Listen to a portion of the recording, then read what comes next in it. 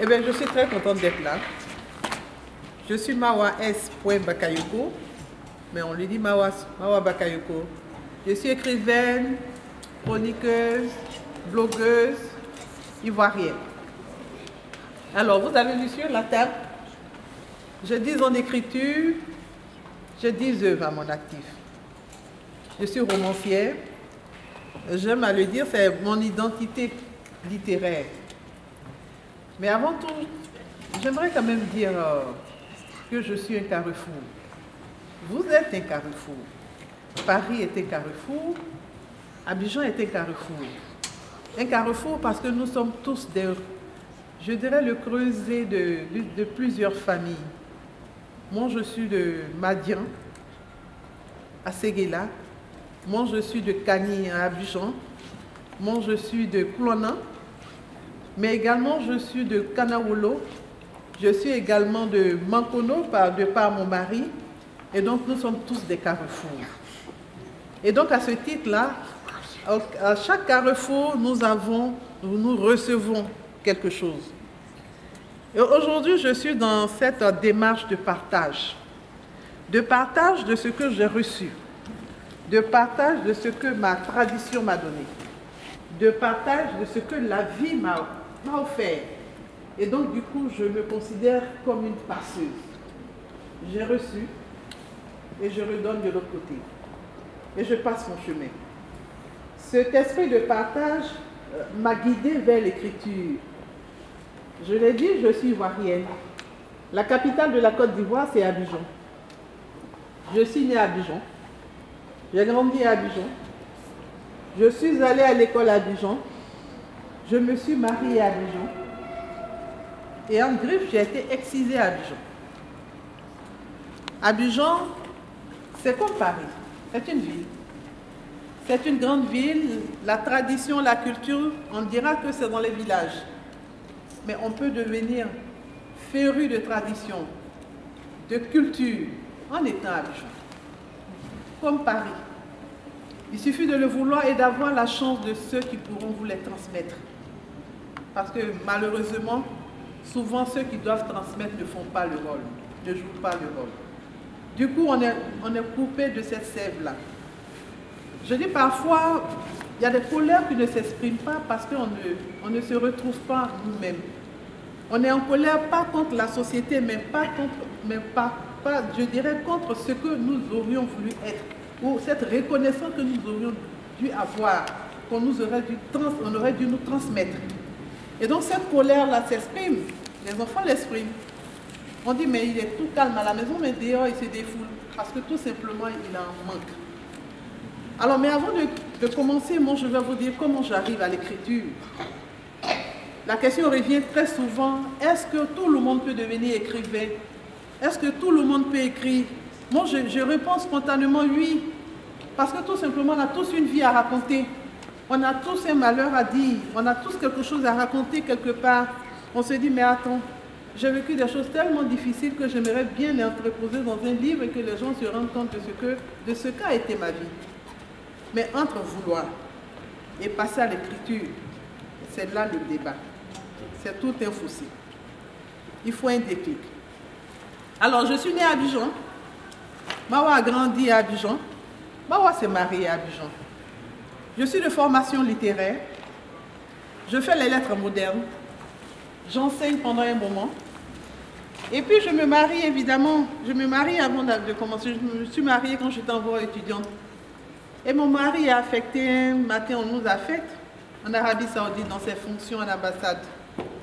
Alors je prends ma petite valise et j'accompagne mon époux. En bonne épouse, je lâche tout à Abidjan, enseignante très active dans les ONG. Je lâche tout et je suis mon mari dans ses fonctions. En partant en Arabie Saoudite, je portais la grossesse de ma fille. J'étais enceinte d'elle. Et quand j'arrive dans un pays totalement fermé, difficile de sortie, imaginez cette femme bouillante, tout le temps en mouvement à Abidjan, en train de courir dans sa voiture, courir par-ci, par-là, enfermée dans une maison. C'est pas évident, hein? Pas du tout évident. Et j'ai le bonheur de rencontrer une amie que j'avais connue à Abidjan, dans un souk. Je me baladais comme ça et comme par hasard, je tombe sur elle dans ce souk-là. Et puis elle décide, elle me voit bien pleine là, elle me dit, tu sais, quand tu vas accoucher, je viendrai t'aider à porter le bain à ton bébé tous les matins. Mais que du bonheur pour moi. Imaginez tous les matins, un visage connu qui vient sonner à ma porte et qui vient apporter ce bain-là à mon bébé. Je suis doublement heureuse. Et donc tous les matins, elle vient, elle sonne à ma porte. Et puis un matin, elle ne sonne pas à ma porte. Et là, je suis même inquiète. Je l'appelle, je dis, mais qu'est-ce qui se passe? Je ne te vois pas venir. C'est ainsi qu'elle me raconte, elle me dit, mais il y a un malheur qui se passe actuellement à Manfoua. Manfoua, c'est le quartier des immigrés en Arabie Saoudite. Elle me dit, tu sais, Mawa, ce matin, il y a une jeune dame originaire également de la Côte d'Ivoire qui s'est levée le matin, qui a décidé d'aller acheter quelque chose derrière la route. Chemin faisant, elle est prise d'un vertige, elle tombe sur le bitume et elle décède. Son corps est encore couché là parce que tout simplement l'administration réclame quelqu'un. Ce quelqu'un, on l'appelle le kafil. Le kafil en Arabie Saoudite, c'est le tuteur légal de toute femme en Arabie Saoudite. Quand tu nais, ton premier kafil, c'est ton père.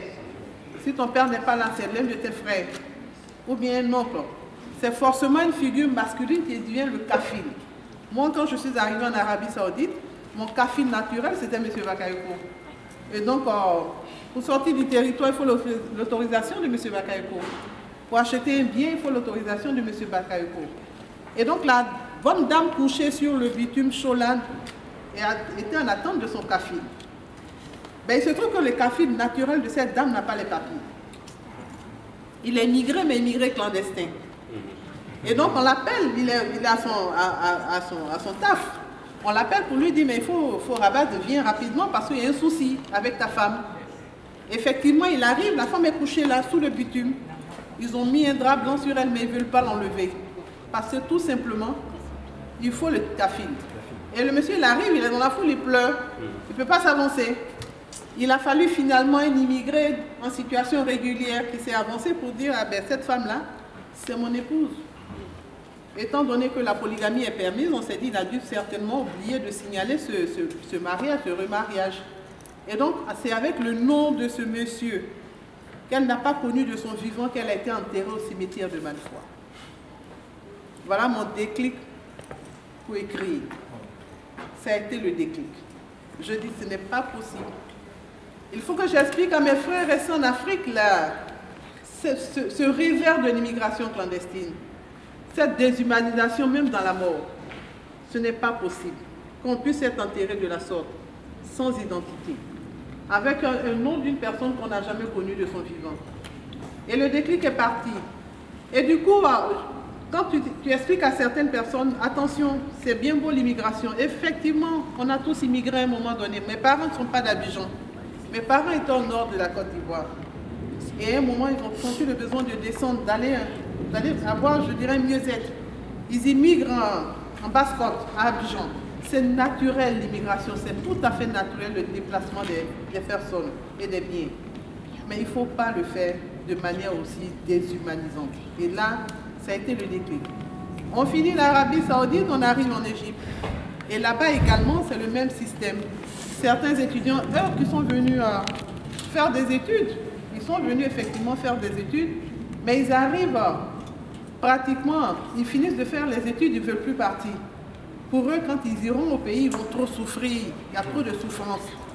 Ils restent là-bas jusqu'à ce que parfois, on les transporte souvent dans un cercueil pour retourner au pays. Pareil, ensuite, on nous réaffecte à nouveau à New York. Et là, quand on arrive à New York, là, c'est un autre système. Là, c'est le pays des droits de l'homme. Là, on respecte l'homme. Mais le système, il est fermé. C'est une prison à ciel ouvert. On est dedans, on ne peut plus sortir. On n'a plus les papiers, on n'a pas les papiers. On traîne à l'intérieur. On tourne. On nous voit, mais on nous voit sans nous voir. Et donc, du coup, j'écris. Ça me cœur. Et j'écris ce livre-là, que j'ai appelé Tumdan. Tumdan qui veut dire l'ailleurs, qui veut dire l'étranger en malinké. Alors je crée toute une trilogie. J'en avais tellement à raconter sur ces devoirs des uns et des autres. Mais au-delà de cela, c'est l'adresse que je fais en direction de ces enfants qui vont se jeter dans la mer. Effectivement, on dira que c'est mieux être en recherche.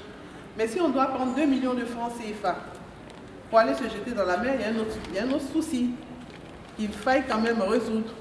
Il faut quand même parler de dignité. Il faut parler aujourd'hui de respect de sa personne, de construction personnelle du bonheur. Et cette construction personnelle, souvent je fais beaucoup référence à la culture.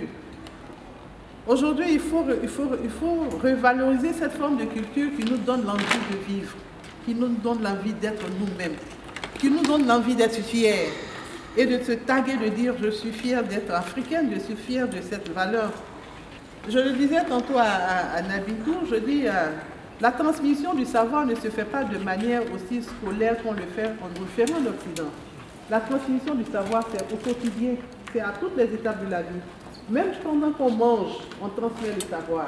Quand vous asseyez autour d'une bassine de riz, et on va s'asseoir d'abord de manière générationnelle. On s'assoit autour de la bassine.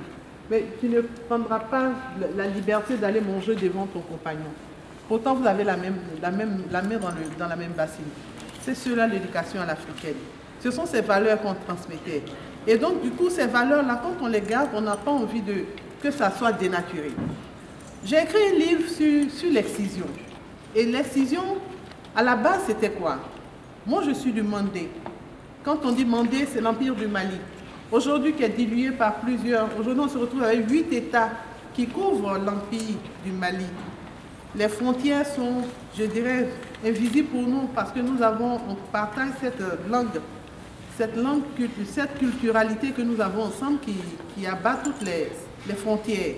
On se retrouvera en train de parler le Mandé dans le nord de la Côte d'Ivoire avec les Koyaka, avec les Maoka, avec pratiquement les Mandés de l'Ouest, mais avec un Soniké au Mali et avec un Diola en Gambie. C'est tout cela l'ère géographique du Mandé.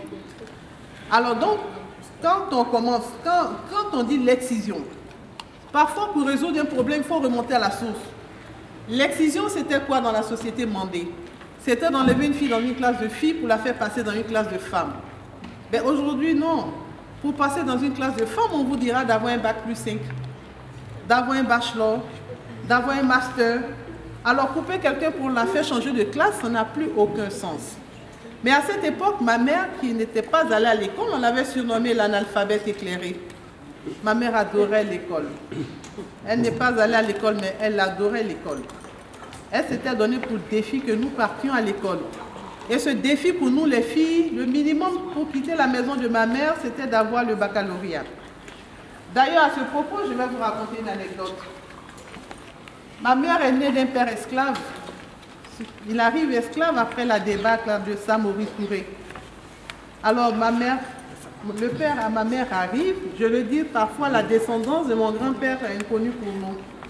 Nous, le point de départ de cette généalogie du côté de ma mère, c'est mon grand-père, l'esclave qui vient après la débâcle de Samori Touré. Alors il arrive en Côte d'Ivoire, il est vendu dans une famille noble. Et cette famille noble l'adopte en tant qu'esclave de la famille. Ma mère, qui n'est pas allée à l'école, se donne pour défi d'aller à l'école un jour. Et quand elle prend conscience, après son mariage, son grand-père a eu 2 filles, elle et sa grande sœur. Les 2 se sont jurés que leurs enfants iraient à l'école, seraient les meilleurs et que les filles iraient à l'école. Alors ma mère est à Abidjan, dans la grande ville, il n'y a pas de problème, ça se passe bien, nous on part à l'école. Mais il se trouve que sa grande sœur à elle, est mariée au village, et le père ne veut pas que ses filles partent à l'école. Parce que dans sa tête, quand les filles partent à l'école, les filles, on les gâte. Et puis elles tombent enceintes. Donc il n'est pas question pour lui que ses filles partent à l'école. Et or, ma mère et sa sœur se sont jurées que leur fille devrait aller à l'école. Alors donc, quand elle a sa première fille, ma mère prend son petit baluchon et quitte Abidjan. Elle monte dans le car et dit, bon, je m'en vais au village aller parler à mon beau-frère. Et le beau-frère en question, il s'appelle Kalamoroba. J'irai parler à Kalamoroba, j'aurais dit à Kalamoroba de laisser la première fille de ma soeur partir à l'école. Je vais lui parler de l'importance de l'école. Et donc, effectivement, elle se lève, elle prend son petit baluchon, elle va s'asseoir. Elle va voir par Kalamoroba. Kalamoroba, je suis venue te voir. J'ai quitté Abidjan, je suis venue. Je voudrais que tu laisses Ma fille Kariata partie à l'école. Le marabout qui dit non, il n'ira pas à l'école parce que les filles, quand elles vont à l'école, elles vont tomber enceintes. Il va me ramener une grossesse dont il n'est pas question qu'elle parte à l'école. Elle se met à genoux. S'il te plaît, Karamoroba, je t'en supplie, laisse-la partir à l'école. Si elle part à l'école, je vais m'en occuper moi-même. Si ce sont les dépenses de l'école, ne t'en fais pas, moi-même, je vais m'occuper de ça. S'il s'agit de payer les fournitures, ne t'inquiète pas, moi-même, je vais m'en occuper. Bon, il finit par se convaincre, il dit, bon, d'accord, vous voulez qu'elle parte à l'école, mais qu'elle ne me ramène pas de grossesse. Elle dit, merci Karamoroba. Effectivement, on fait partie Kariata à l'école, brillante, très brillante. Elle a le CP, elle est en 6e, en 4e, paf, Kariata tombe enceinte.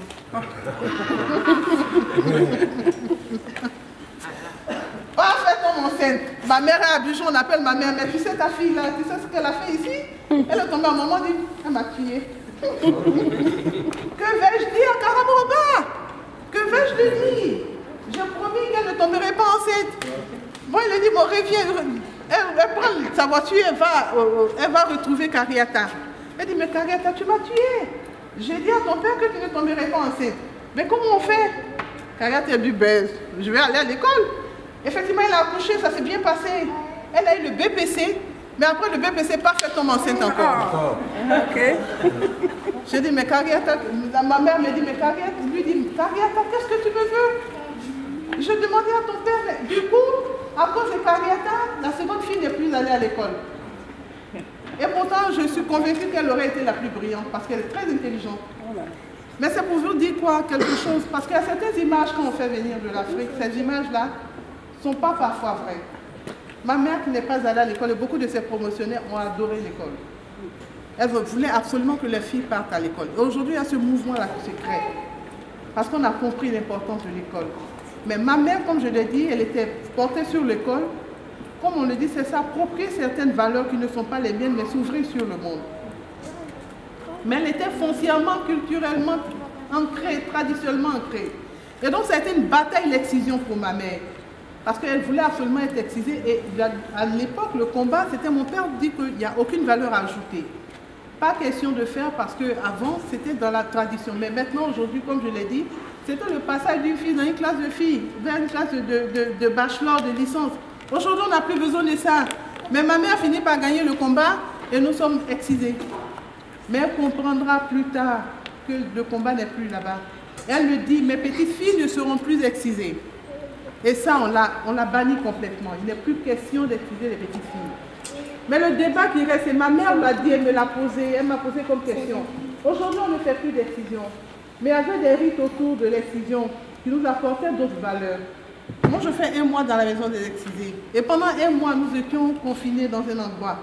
Il y avait des matrones qui nous apprenaient certains éléments de la vie.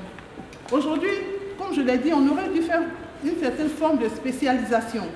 Enlever la partie coupure, ce qui n'est pas bon, il faut absolument l'enlever. Mais il y a certains aspects aujourd'hui qui se diluent dans la vie.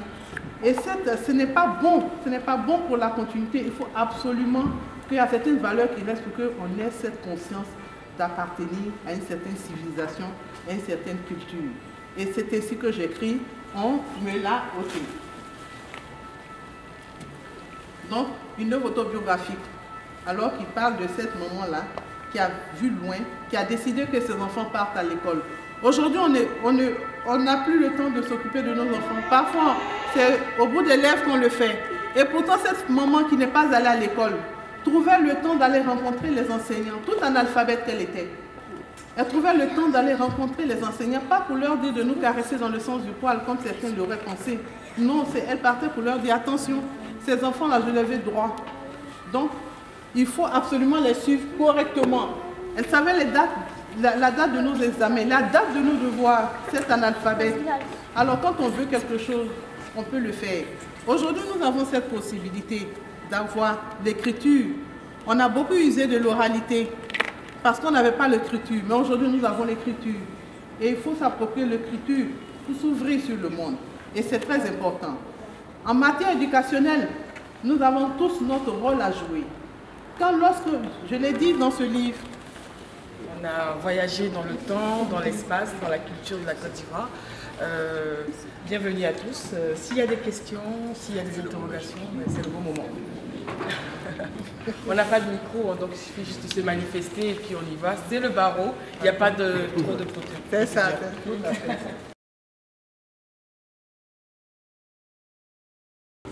On se retrouve aujourd'hui en train de se diluer dans une certaine, je dirais, dans une certaine mondialisation. Et c'est en cela que chacun doit jouer ce rôle de transmission. Parce que c'est facile aujourd'hui de s'asseoir et puis de vouloir ressembler à un Chinois, de ressembler à un chose. C'est facile. Aujourd'hui, les gens apprennent tout sur YouTube. Mais en oubliant leur propre culture, leur propre tradition. La tradition, une tradition qui se meurt, c'est quelque chose en moins dans l'humanité. Tout à fait. Et pourtant, les valeurs sont universelles. Moi, je suis convaincue de ça. Parce que dans toutes les valeurs, tu diras, tu ne trouveras point. Que ce soit le badiniqué, que ce soit le chose de cohérence, de l'autre côté, on dira que tu ne tues pas, tu ne voleras pas, tu respecteras ton père et ta mère. Dans toutes les cultures, on le dit. Donc peut-être on le dira de manière différente, avec des mêmes différences, on a les mêmes valeurs. Les cultures prennent de moins en moins de poids parce que, je l'ai dit, on se dilue dans une mondialisation. Et je me dis que c'est un souci, pas seulement pour la civilisation qui tend à se perdre, mais c'est un souci pour toute l'humanité. Parce que plus il y a une diversité, plus on s'enrichit. Tout à fait. On ne voit pas où la nature va aller. S'il n'y a pas de planète, on vit que c'est ce qu'on dans la Méditerranée. Oui. Parce qu'on a pris un bateau qui est un bateau. C'est d'autant plus important que tout à l'heure on parlait d'immigration.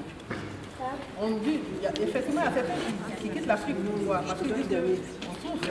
Mais figurez-vous que ces passeurs-là, ce n'est pas avec des pinottes qu'on les paye. Parfois, ils te prennent 2 000, 3 000 euros pour les faire passer. Mais 2 000, 3 000 euros d'investissement, imaginez l'investissement en Côte d'Ivoire, dans un cadre, dans un millimètre de poulet, dans un commerce, ça peut rapporter. Mais on ne prend pas 2 000 euros pour dire qu'on est pauvre.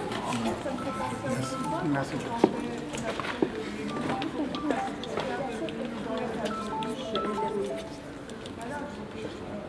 On en est là, finalement, ces passeurs, finalement, font le boulot que les Tout à fait. La pauvreté, la misère, c'est ça.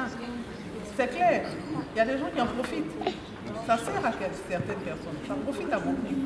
Et ceux à certains moments de conscience, on peut se faire à domicile. Parce qu'effectivement, je l'ai dit, l'immigration, c'est normal, c'est naturel. On imite tous à un moment donné. L'immigration dans la détresse, l'immigration dans cette déshumanisation, moi je dis non. Je dis non, mais déjà non, il faut chercher un bonheur ailleurs. Mais le bonheur, c'est vrai. Si, c'est la mort. Il y a trop qui reste dans la Méditerranée. C'est ça la détresse, c'est ça la détresse.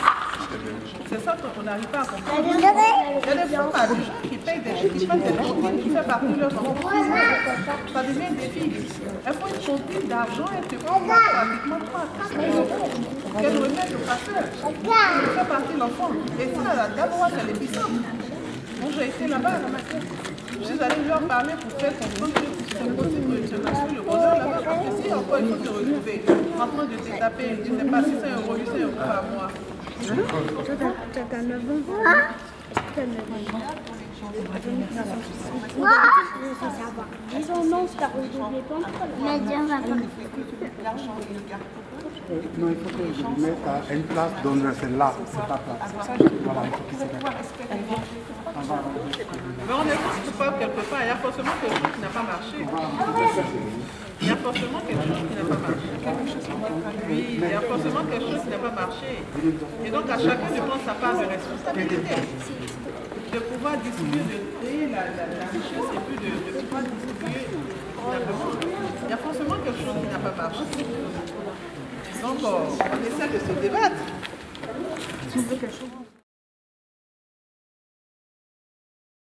J'avais pas une prise de vue avec Elsie par rapport à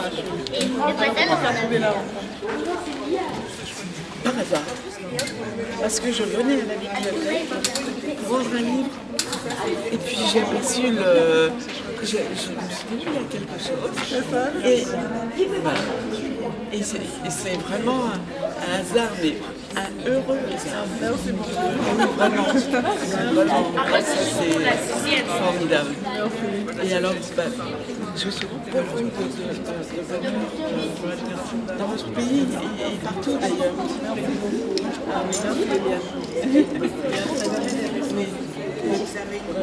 Merci.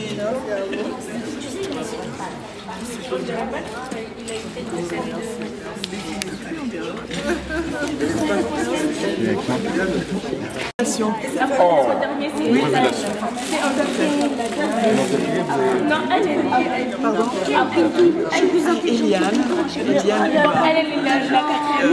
Alors, j'ai beaucoup vécu au Venezuela, en Amérique du Sud. Et évidemment, forcément, les pays du Sud ont de toute façon l'abondance du passé. On le retrouve, même si c'est en Afrique, en Amérique. Voilà. Merci beaucoup. L'auteur que je me présente, je suis Colette Boucablanc, écrivaine également. Je suis venue soutenir ma consoeur Mawa Bakayoko.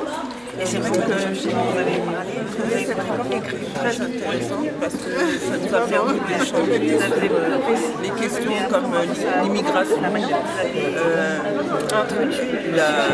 décisions et tout ça. Ça a été un échange très intéressant. Et j'ai acheté 3 livres et 3 tomes de Toucan. Par exemple, je vais m'appeler à lire parce que c'est des histoires de vie et c'est important de s'enquérir de ces histoires-là parce que c'est un devoir de mémoire en fait. Merci beaucoup. La mémoire, aujourd'hui j'ai une trace de notre passage sur Terre et le fait d'écrire ces histoires permet justement de marquer. Et c'est important. Donc je suis contente de cette rencontre. Et je serai également demain à l'ambassade. Présentez-vous. Ça va? Je te présente. Je m'appelle Enza Milito. J'ai été invité à la dédicace au barreau de Mawa aujourd'hui. C'est quelqu'un que je connais déjà, j'ai presque lu toute sa bibliographie. Mais bon, elle m'a aidé à retracer, à retrouver mon identité à travers certains de ses romans tels que Sous le joug d'Angandé, sur plusieurs autres romans que j'ai parcourus. Voilà, c'est un peu ma culture de la partie septentrionale de la Côte d'Ivoire. Mais au jour d'aujourd'hui, il faut reconnaître que Mawa se place au médium de la culture ivoirienne. La partie septentrionale et la partie sud de la Côte d'Ivoire. Je suis très heureux d'être là, tout se passe bien. Ici, on a le maître Sigiri qui est là, Sigiri Bakaba. On a toute une pléthore de personnalités telles que vous-même, Benito. Voilà, on a beaucoup de personnalités. Ça a été vraiment réussi, c'est fort, c'est petit, mais c'est grand. C'est grand à la fois parce que la qualité des personnes, la qualité du c'est elle, à travers elle que j'ai la oui, c'est pas à travers elle que je prends le Mawa depuis longtemps. Voilà. Donc aujourd'hui je suis très heureux d'être là. Et bon, je vous dis merci à vous qui avez organisé et que ça continue. Qu'on l'invite à plus grande échelle en fait. Parce que je me dis que je serai au courant, moi aussi à travers sa petite communauté, ça aurait été voilà. À l'ambassade de Côte d'Ivoire, mais sincèrement merci beaucoup. Merci. En tout cas, merci à vous. Okay, merci. Dites-vous que chacun représente 1000 personnes. C'est-à-dire que si tu me dis combien de personnes il y a aujourd'hui, je ne vois pas le nombre quantitatif qu'on montre mais ce que les répercussions que ça va avoir, que chacun va dire. Ah, j'étais à la bibliothèque Aimé Césaire, il y a une grande écrivaine ivoirienne qui nous parle. Eh bien oui, ça va au-delà de la Côte d'Ivoire. C'est nous tous. C'est nous tous qui sommes représentés. Je veux dire, le Guinéen, le Malien, le Sénégalais, tous ça qui sont en nous, et même ceux de la diaspora, surtout ceux de la diaspora.